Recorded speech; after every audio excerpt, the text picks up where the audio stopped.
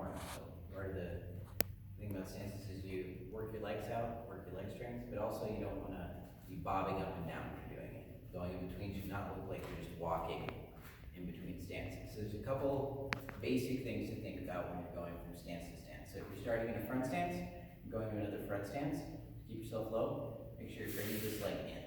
This way, you're not trying to like extend yourself off to the side and give yourself a little unbalance. Bring it in, back out to the shoulder width apart. In, back out to shoulder width apart. In, back out to shoulder width apart. Works the same going backwards as well. Bring it in, out, back. Make sure you're keeping your back leg straight. That's pretty important. And it's a good way to tell if you're doing it correctly. If you're able to fully extend your back leg, that means that the foot that you've moved is about where it should be. All right, back stance to back stance. Same thing. You're gonna bring your leg to the middle, stick it out. So the important thing is that since in back stance your feet are facing different directions, bring it in, make sure that you kind of pivot when you're bringing your pivot what was formerly your front leg to the side so that you're balanced properly. Same thing from the back. Make sure you're pivoting now from back to front. All right, front stance to a back stance, similar thing. Just instead, coming in here, and then pivoting out to the side. This one can be tricky, just because when you're here, you have a lot of forward momentum, or your weight's pretty forward.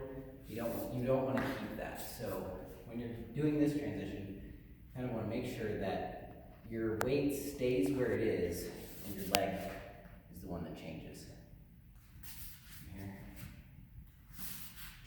My upper body is not moving forward with my leg in the same way it does here.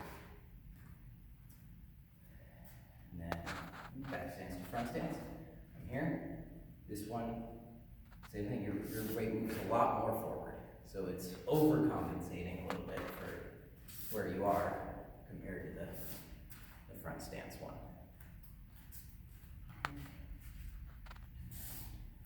Really make sure you push forward, get your head kind of over your pelvis at all times for all stances. That's the most important part, so you're not unbalanced at all. Here. And then last, most people don't have this as much, but I think it's, front stance to horse stance. Come in, step out. Try to keep your feet facing forward.